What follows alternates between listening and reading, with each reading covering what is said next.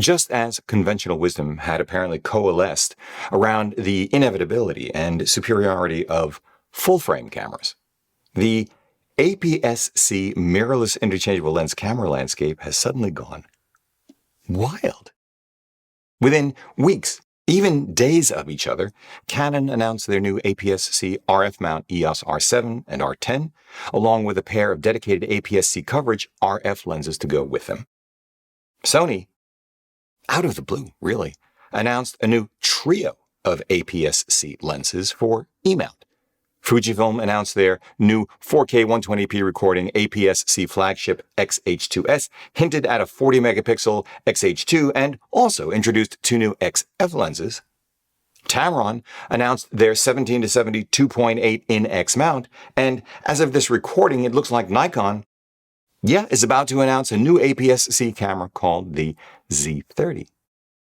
Meanwhile, in the same couple of week period, Leica, manufacturer of two of the most interesting and compelling APS-C camera series I think ever made, their TL and CL lines, announced that it was exiting the APS-C space altogether. Yet, less than 2 weeks later, it also announced, with Panasonic, a new and closer partnership called L Squared. What the Hey everybody, I'm Hugh Brownstone for Three Blind Men and an Elephant, and today I want to talk about Leica's decision to exit the APS-C segment, and whether or not, given that fact, the Leica CL in particular is still worth it in 2022. The short answer is no.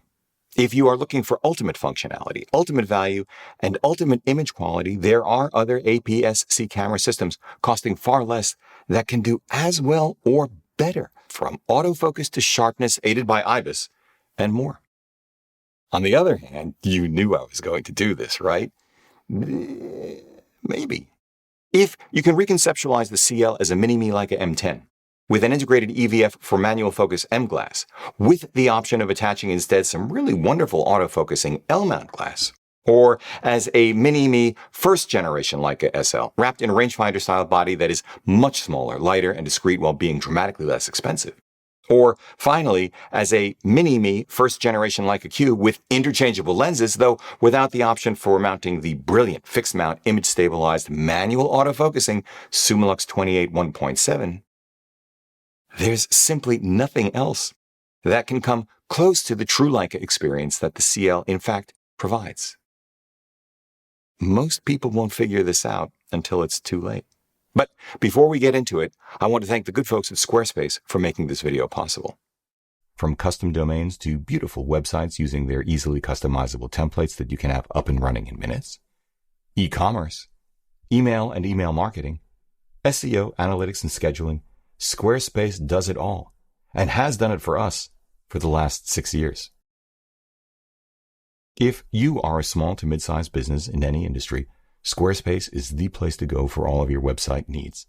Hop over to www.squarespace.com/Hugh for a free trial, and if you like what you see and want to move forward, receive 10% off your first order by using the discount code Hugh at checkout. Thanks, Squarespace. Okay. First, why do I think, and I really do, that the CL, which was introduced in 2017, was and remains great? That's easy. I see it as a functionally and aesthetically superior and less expensive homage to the original Leica of 1925. This is a 3A, which actually Alfred Eisenstadt used to photograph VJ Day, making the cover of Life magazine in August 1945, than any other interchangeable lens digital camera Leica has ever made, including the M and the TL2. But at the time I bought into it, I saw the CL first and foremost as a dramatically smaller, lighter, less obtrusive, and less expensive Leica SL, with the same German heritage in manufacturing, same 24-megapixel resolution, same autofocusing L-mount, but in a rangefinder-style body I actually prefer, weighing just 353 grams body only without battery or SD card. This is less than a Sigma FP, which is full frame, less than a Sony A7C, also full frame, about the same as a Micro Four Thirds Panasonic Lumix GX9. The CL's design is, in my book, pure Leica, with a delightfully considered manual of arms in a very compact package that is at least as fast or faster than any other camera out there when manually dialing in aperture, shutter, speed, and ISO, which is how we roll. Seriously, you have to try it to understand it, but for now, suffice it to say it begins with those two little control dials and the punching above its weight class 2.4 million dot iRes EVF.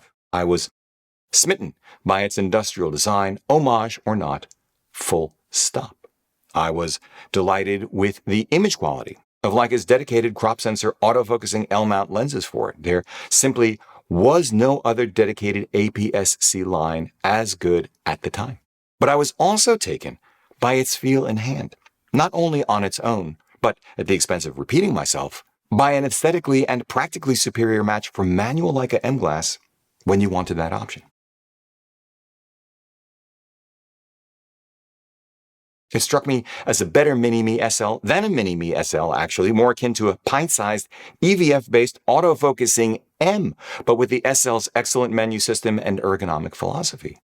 Remember, too, that at the time, all of Leica's high-end crop sensor and full-frame cameras sported 24-megapixel sensors, so the CL gave up nothing to its bigger, older siblings.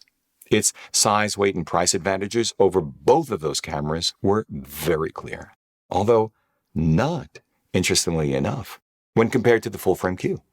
When mated to the $1,600 Elmerit TL18 2.8 aspherical, it was only a few $100s less expensive than the Q. Fitted with the superior Summilux TL35 1.4, it was actually more expensive than the Q. Not all that much smaller or lighter either. And the Q did have image stabilization, lens IS, which at the time the SL didn't have either, nor the M. I like the CL better than its earlier and more radical sibling, the TL2, because unlike the TL series, the CL came with an integrated EVF, which I found to be easier for focusing manual lenses than the TL with the optional VisaFlex Type 20. Unfortunately, I seem to be one of the very few people who saw the CL this way. Well, fortunate for me, and for Claudia, not so much for Leica. It was my go-to camera for my personal street work until I lent it to Claudia one day because it was so much smaller, lighter, and unobtrusive than the Lumix G9 she was using. Her back was hurting that day. But after that experience, she refused to give it back, and it became her go-to camera for the next couple of years, with which we were able to create images like this.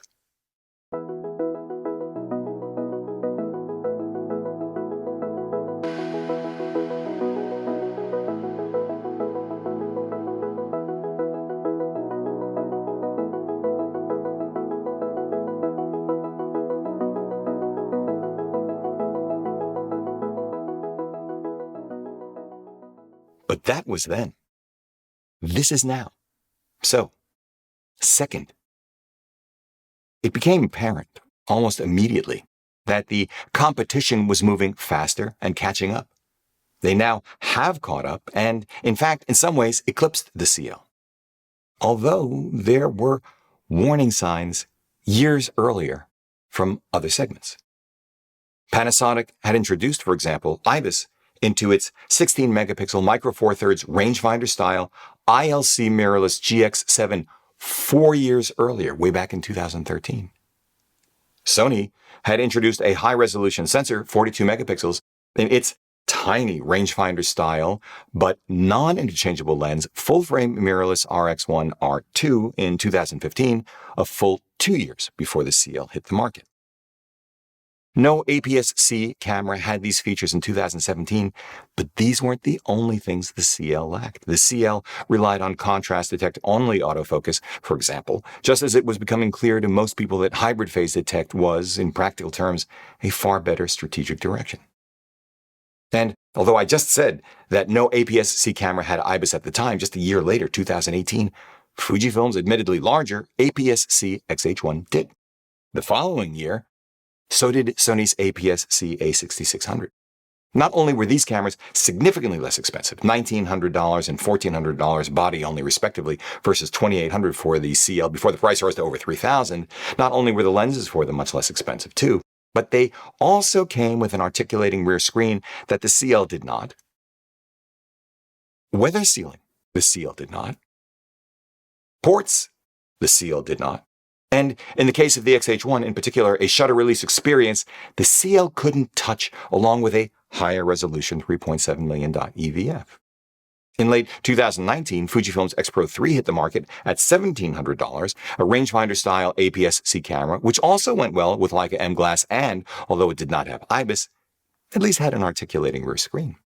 The even bigger news for some of us that year was Sigma's announcement of their FP, the world's smallest and lightest full-frame camera at the time, which also just happened to use Leica's L-mount following the announcement at Photokina in 2018 of the L-mount alliance. The competitive pressure on the CL only intensified in 2020. Fujifilm announced the $1,000 APS-C IBIS-equipped interchangeable lens XS10, but two other cameras were even more interesting once again for many of us. First, Fujifilm's fixed 23mm f2-equipped rangefinder-style $1,400 X100V with articulating screen. I loved that camera. And Sony's interchangeable lens $1,800 full-frame, also rangefinder-styled, IBIS-equipped, video out the yin-yang, relatively speaking, $1,800 A7C. It didn't matter that the X100V didn't have IBIS and came only with an integrated full-frame equivalent field of view and depth of field of a 35-2.8. It didn't matter that the A7C didn't have IBIS or IVF that were particularly good. Out in the real world, they were both compelling enough, with Sony having the added advantage of the best autofocus performance in that style of camera. Then in 2021, Fujifilm announced their $850 EVF-only, also rangefinder-styled mirrorless APS-C interchangeable lens mirrorless XE4. So what that it didn't have IBIS or better EVF? Sigma also announced their $2,500 60-megapixel FPL in 2021, which, if they'd given it an articulating screen, a top-plate, center-mounted tiltable EVF, more performant autofocus, more photographic central controls, and IBIS, would have buried the CL and the A7C for that matter right then and there. Well, save for the Sony's far wider and deeper lens ecosystem. Such a camera might have buried a number of Fujifilm cameras too. But in any event, the handwriting for the CL and Leica's entire APS-C lineup was on the wall. Leica had to go invest big or go home. Given the limited resources of a company Leica's size, it's actually quite small, it had to return to its core competencies in and proven audiences for its full-frame SL, Q, and M systems. But does this make the CL a bad bet in 2022? Of course, that depends on you. Here's the thing. I, for one, I can't bring myself to sell my CL, even though I know Leica has promised to provide service for it for only 6 more years. Even if it's gathering dust for the moment, anyway, given that we've gone high-resolution full-frame with an SL2 and M11 for myself, a Nikon Z7 II for Claudia. The CL is still industrial art. It is still capable of superb images, still capable of inspiring me. Paired with the Leica Summicron TL23 f2 and either Sigma's I-Series 65 f2 or 92.8, as I have, and it is a killer street kit. But I do wish it had IBIS.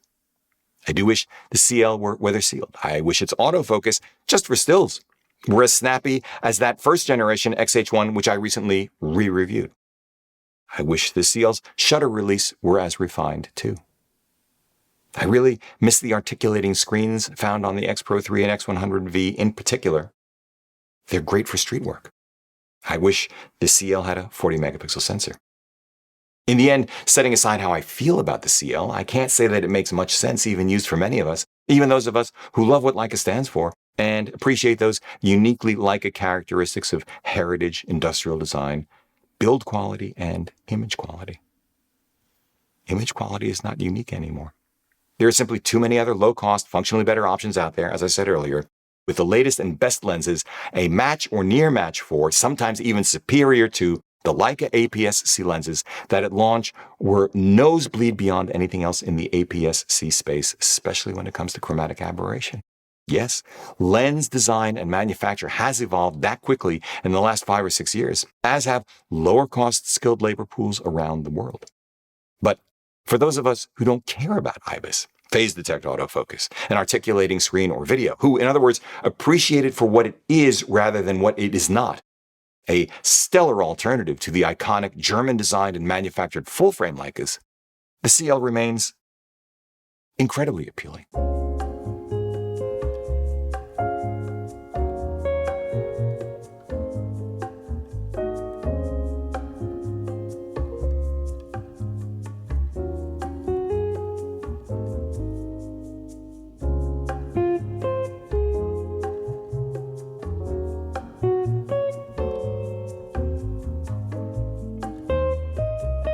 Then again, for those of us for whom these things do matter, and before you give up on the idea of a next-generation state-of-the-art CL successor completely, you might want to consider this. As I mentioned at the outset, Leica officially discontinued their APS-C line. This was just last month, May 19th to be precise. Yet less than 2 weeks later, as I also mentioned, that is before the month was out, Leica and Panasonic jointly announced their new L² partnership. More interesting perhaps for what it didn't say, it was quite vague. And the fact that their L-mount alliance partner, Sigma, was neither part of the announcement nor apparently the partnership. This is where it gets, potentially anyway, very interesting. And given Leica's and Panasonic's respective competencies, industrial design, lens design, build quality, and user interface, say, for Leica, IBIS, video technology, quality control, cost-efficient volume production, and battery technology, say, for Panasonic. Given that the Micro Four Thirds standard has surrendered its momentum to full-frame cameras and now it appears APS-C cameras as well. Given that with Leica's departure from the APS-C space, there is no APS-C body in the L-mount alliance at all, what if Leica shared all of its APS-C experience, industrial design, lens design, and user interface design, maybe even tooling to Panasonic, so that Panasonic could come out with a lower cost but still premium priced, at least compared to the most expensive Lumix Micro Four Thirds rangefinder style interchangeable lens camera in their current catalog, the $800 GX9, which is in need of an update as well. Radically updated Lumix L-mount version of the CL incorporating Panasonic's IBIS expertise and volume manufacturing process while relying on a Sony sensor with phase detect autofocus, say with about, well, I don't know, 40 megapixels? Could they sell it for $2,000, $2,500, $3,000? Would they? I think this just might be amazing. Especially if they were to stuff into it Sony's 5.7 million dot EVF with the magnification and variable eye relief of their G9's finder, without the bug that apparently affects pretty much every camera that has it, muddying the EVF when punching in for critical manual focus. Or what about this? What if Sigma fixed the obvious ergonomic issues of VFPs, like putting the tiltable EVF where it belongs in the middle of the top plate, adding a tilty screen for photographers, not a flippy screen for videographers, revised the controls so they were more intuitive and fell to hand much more easily like, well, CL actually, and then took the same page out of Fujifilm's playbook to use the additional space created by going APS-C instead of full frame so that the FP line could have IBIS in a package that small with resolution that high in L-mount. I would love to see either one of these scenarios come to fruition. Hold that thought if you can.